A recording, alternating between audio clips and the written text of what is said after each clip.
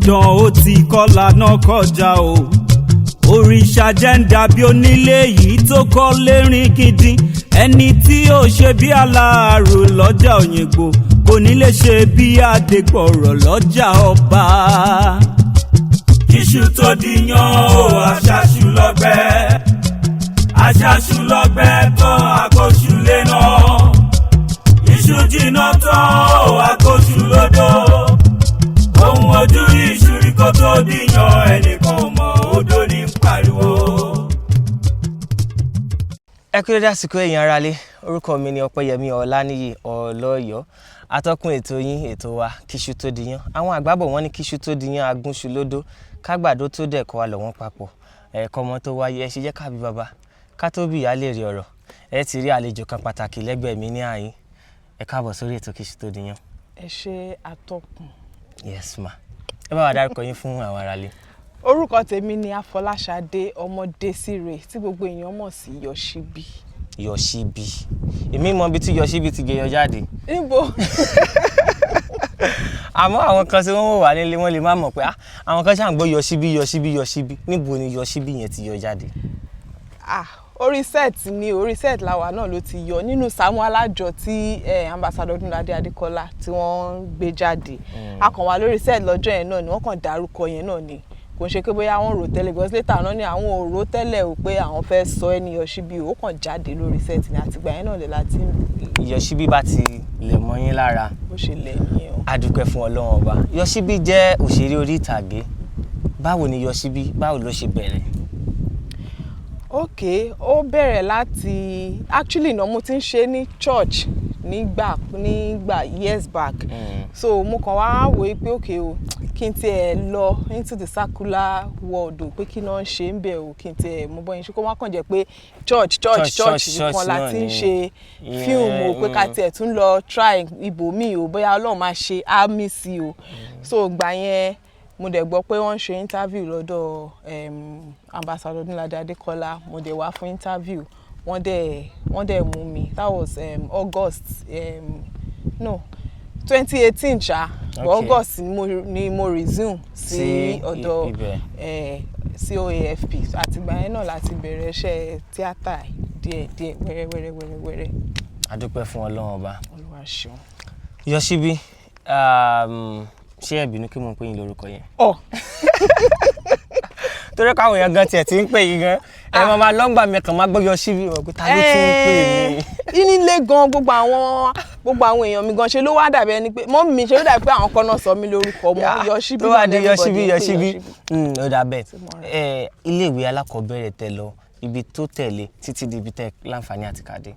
Okay, mo lọ sí iléèwé alákọ̀ọ́bẹ̀rẹ̀ St. Joseph Nursery and Primary School tó wà ní Agége lÉkòó. From there mo proceed lọ sí Abẹ́òkúta mo lọ sí Baptist Girls College ní Ìdí-Àbà Abẹ́òkúta. Láti bẹ̀ mo lọ ṣe OND mi ní Ọ̀ṣun State Polytechnic Ìré. From there mo lọ ṣe BSc ní Lagos State University ní campus tó wà ní Agége. I studied business administration and management. Business administration and management. Báwo ló ṣe papọ̀ mọ́ tí báwo ló ṣe papọ̀ mọ́ à ń ṣeré orí ìtàgé? Ibi business ló yẹ kẹ́ wà. Mo ṣe business yẹn náà. In fact mo ṣe ń ṣe business báyìí but administration yẹn mo ṣe for afẹ́ tó bí 10 or 12 years tí mo fi ṣiṣẹ́ ní office. Okay. Before kí n tó wá gbà tí mo rí pé àwọn pèsè tíátà ó jowú gan. Èèyàn lè mú ṣẹ́ mi mọ́. Gbà tí mo wá ṣe interview tó mú mi mo sì ń ṣiṣẹ́ ní office. Gbà tí mo wá ṣe tí mo wá di pé mo ti ń wá látẹ̀kọ́ wá sábẹ́òkúta wá sí location wá sí kinní kan mo ń láti fi iṣẹ́ office sílẹ̀. So business yẹn gan máa ń ṣe lẹ́kọ̀ọ̀kan ni because kò really sí time láti ṣe wárí azar wá kíní kan wá gbà tí mo ẹ̀ṣẹ̀ ṣe graduation mo ẹ̀ṣẹ̀ tún wá ráyè business yẹn mo pé yàn ti ní time tí kò sí pé mo ń lọ rí azar àbí nǹkan kan. A dúpẹ́ fún Ọlọ́run ọba. Yoshibi látìgbà tẹ́ ti wá bẹ̀rẹ̀ iṣẹ́ eré orí ìtàgé yìí àwọn àgbàbọ̀ wọ́n ní bójú ò bá rí bí okùn kò lè rí bí dẹ́bídẹ́. Ọjọ́ tó dùn wá. tó ṣe bí òwe àjọ àgbà. tó ṣe bí òwe ẹ̀yìn àgbà. ọjọ́ tó dùn wá ọjọ́ tó rí bákejì náà wá ìjọ́ wo nínú yín dùn jùlọ tẹ́ ti ń ṣeré orí ìtàgé tẹ́ pé iṣẹ́ yìí máa ṣe dáàyè kan máa fi lé ọmọ lọ́wọ́ ni. ọjọ́ wo ni inú yín dùn jùlọ? ọjọ́ tínú mi dùn jùlọ ni ọjọ́ tí dáàdì mi of blessed memory wọ́n ṣaláìsí ní last year ní ọjọ́ tí dáàdì mi kọ́kọ́ pè mí ní Yoshibi for the first time. tán wá ń bi mí pé àwọn ẹ́písòdù Saamu Alajo táwọn ti ṣe pé àwọn fẹ́ wò ó mo wá wò pé dáàdì mi mà ní because gbà tí mo fẹ́ ṣe tíátà dáàdì mi jẹ́ èèyàn tó believe pa oríṣiríṣi èèyàn ló believe pé iṣẹ́ tíátà ló fi ìranù láwọn obìnrin wọn máa ń ṣe kinní kan máa fẹ́ra wọn ni wọ́n máa ṣòṣì wọ́n máa ṣe gbá kan so wọ́n wò pé ṣé kákọ́sì ilé mi náà tún wá ń lọ báyìí so gbà tán wá rí bó ṣe ń lọ tó wá ti di pé táwọn náà bá ìjọ́ tí mo lọ kí wọn ní Òṣogbo tí ó di pé àwọn èèyàn ṣe Yoshibi àwọn pé ọmọ àwọn nìyẹn ọmọ àwọn mà ní Yoshibi ló wá di pé àwọn fẹ́ wo fíìmù mi náà máa àti ìgbà yẹn náà tí máa wá wo gbogbo episode Saamu Alajo tá bá ń ṣe wọn máa béèrè tó bá ti pè mí báyìí báwo ni Yoshibi báwo ni so àwọn nǹkan yẹn ó dùn mọ́ mi nú gan mọ́ pé òkè ó dà pé kíní yìí ọ̀nà mi gangan ni pé ó dà pé Ọlọ́run ṣe á mí sí kíní pàtó wá di pé gbogbo àwọn family mi tí wọ́n accept tó ti wá di pé Yoshibi lọ́tún Yoshibi lósì àdúpẹ́ fún Ọlọ́run ọba bẹ́ẹ̀ ti ṣe wá sọ lára àwọn ọjọ́ tínú yín dùn torí pé tá bá ní ká ṣí yín sílẹ̀ ẹ mọ̀ máa sọ oríṣiríṣi ìjọ́ tínú yín dùn mọ̀ kó máa pọ̀ ìjọ́ wo náà ni wá jẹ́ wípé ìkejì náà ṣẹlẹ̀ tẹ́ rò pé ṣé mi ní fi iṣẹ́ sílẹ̀ kí n gba ọ́fíìsì padà lọ àbí kí n gba ìlú òyìnbó lọ kí n fi iṣẹ́ sílẹ̀ pátápátá bóyá ẹ̀gbin kan ló taba yín ni bóyá ẹ̀dẹ́bì kan náà sọ̀rọ̀ sí yín ni bóyá ẹ̀dẹ́bì kan lẹ̀gbin kan ta lé yín ni oríṣiríṣi tẹ́ rò pé máa fi iṣẹ́ sílẹ̀ wẹ́wò mi ì ṣe mọ́ àbẹ́ lọ sí location ìṣẹ̀lẹ̀ kan ṣẹlẹ̀. mo ń rò. mo mọ̀ kó máa wà. kò sí. bọ̀ ó máa ṣẹlẹ̀ bọ̀ ẹ̀yin ò ní rò lọ pé. mi ì rò rí nǹkan kò sí nǹkan tó ṣẹlẹ̀ rí tí mo rò rí pé àbí kí n fi iṣẹ́ sílẹ̀ mi ì rò rí. mi ò rò rí bóyá nítorí pé mo ní passion gidi fún iṣẹ́ yìí ni mo really fẹ́ ṣe because mo máa tó stage kan kí ni màá interest yẹn máa wò pé so nǹkan yìí ó dùn tó yìí so nǹkan yìí ó wà interesting tó yìí dùn àwọn stress máa ń pọ̀ o but kò sí bí stress yẹn ṣe lè pọ̀ tó mi ever rò rí pé mi ní ṣiṣẹ́ acting pé mi ì fẹ́ ṣe kinní mọ́ mi ever rò rí nǹkan tó dẹ̀ máa jẹ́ kí n rò Ọlọ́run ní jẹ́ kó ṣẹlẹ̀. àmín àdúpẹ́ fún Ọlọ́run ọba. alihamdulilayi. àwọn kan wá ń wo Yoshibi níwájú pé I want to be like Yoshibi èmi náà fẹ́ dàbí Yoshibi èmi náà fẹ́ máa ṣe eré orí ìtàgé àwọn náà ṣe ń dìde lẹ̀bọ̀ ni o kì í ṣe pé wọ́n ti ìmí wà nínú wọn tó jẹ́ pé kì í ṣe pé ó ti wọ inú industry tán ìmí wà tó jẹ́ wípé ó ẹ̀ṣẹ̀ fẹ́ wọ̀ ni ìmí wà tó jẹ́ wípé ilé ló ṣì wà tóun sì wò pé àtẹ́mi náà bá dàgbà tó certain age èmi náà máa ní láti ṣe bí Yoshibi ọ̀rọ̀ mọ̀ràn wo lẹ fẹ́ fún wọn.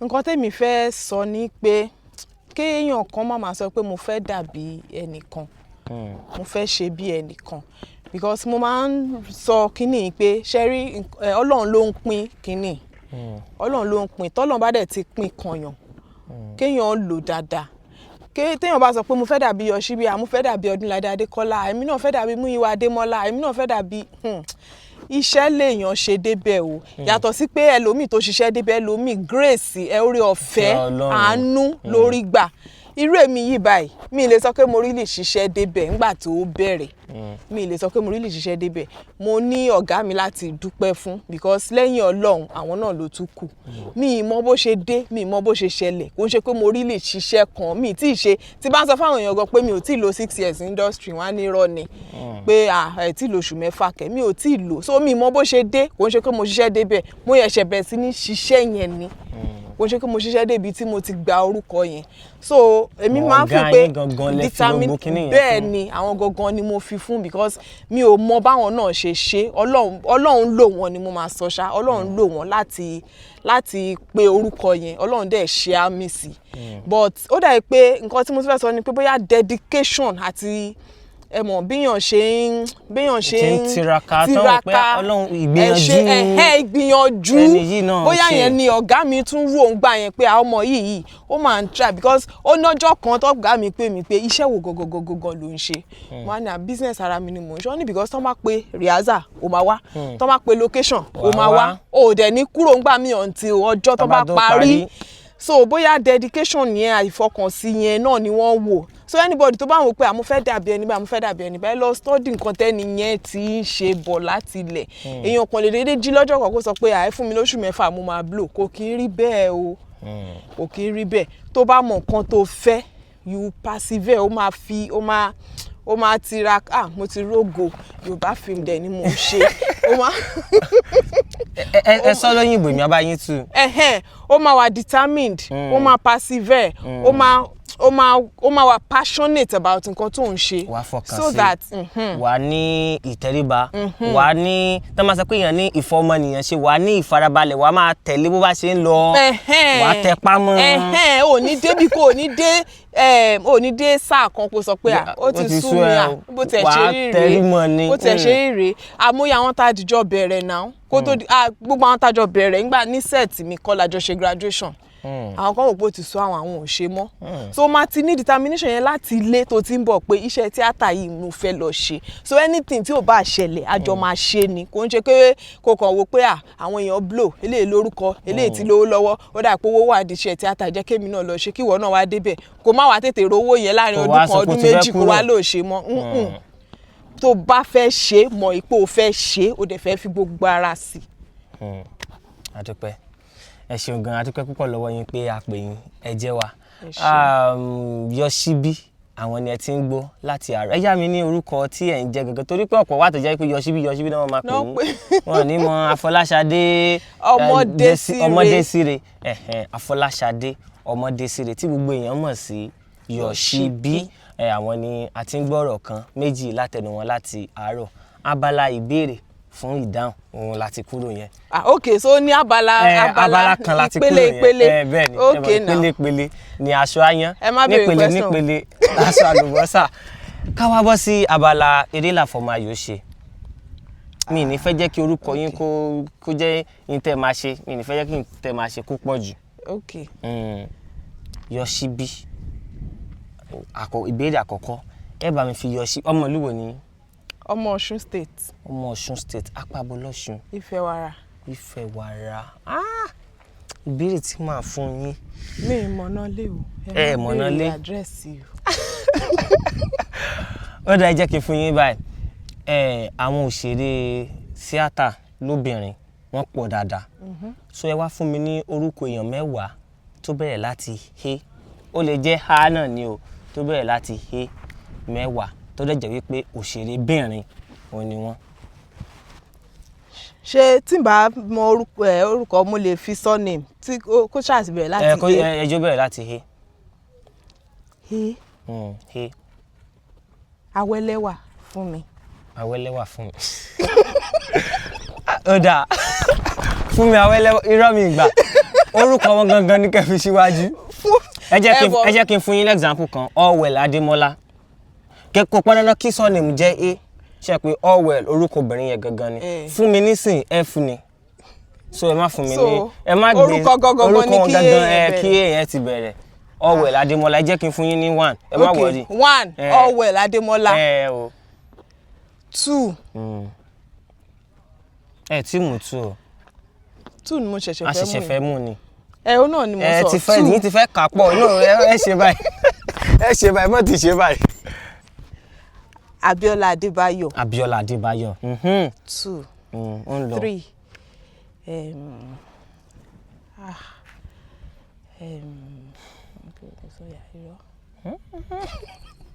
ó sì ń lọ.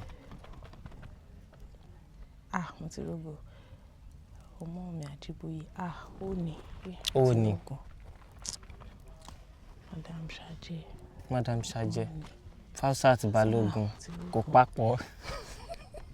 Aishat Raji. Aishat Lawal. ó di 4 o. ìkànlá fún wọn tó fi mí le ok ó ń lọ náà. Abiola Adekunle. Abiola Adekunle ó di 5. Abiola Ọláṣẹ́ni. Abiola Ọláṣẹ́ni ó di 6. Ó di 6. Wọ́n dẹ̀ pọ̀ tó ń jẹ́ yé. Wàláì wọ́n pọ̀. Wọ́n pọ̀. Wọ́n pọ̀ gan. Ó di 6. Ó di 6. Ó sì kù 4. Ó kù 4. Kù 4.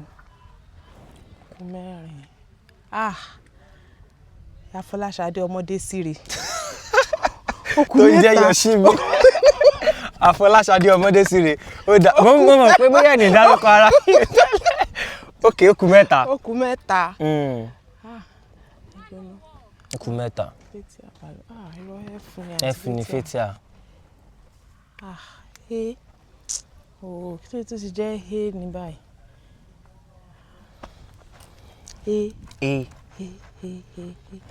Ọ̀wẹ̀lẹ̀ Adéníkẹ́ Hamzat. A ti dárúkọ Ọ̀wẹ̀lẹ̀. Adenike Hamzat.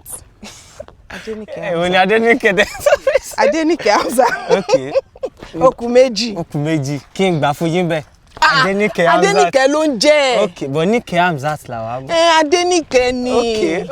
Orúkọ yẹn ò Nike ò ń ṣe complete name. Adenike. Ó kù 2. Kí lorúkọ? Àṣàbí. Àṣàbí Ṣadọ́là. Àbáṣàbí èwo? Àṣàbí tó wà ń Ìbàdàn yẹn. Àṣàbí Portable.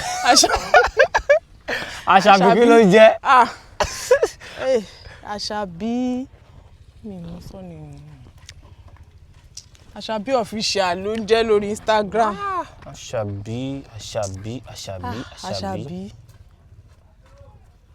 Ṣé wàá gbà wọlé ni? Èmi torí pé wọ́n mọ̀ èmi kémi mọ̀ àwọn ará ilé wọn mọ̀ ṣé ká mọ̀ lọ Instagram wọn Àṣàbí simple ni.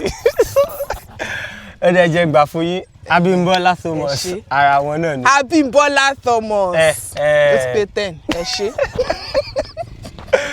Ó dà adúpẹ́ púpọ̀ lọ́wọ́ yín pé àpè yín ẹ jẹ́ wa. Afolashade Omodesire tí ọ̀pọ̀ yẹn mọ̀ sí Yoshibi òun la ní lórí ètò wa lénìí ìyẹn Kisutodiyan. Ká tó máa pàdé yóò tún di ní ọjọ́ mi ọjọ́ rẹ̀. Ẹ ṣeun gan. Ẹ bá wa like ẹ comment kẹ̀dẹ̀ share ẹ ṣeun gan. Adúpẹ́ púpọ̀ lọ́wọ́ yín. Ẹ ṣé. Thank you. Kisutodiyan o aṣaṣu lọ́gbẹ́ gan àkóṣù lẹ́nà. Iṣu jìnnà tán o àkóṣù lódò. Ohun ojú iṣu rí kó tó dìyàn ẹnìkan ò mọ̀ odò ní. Alajo Studios.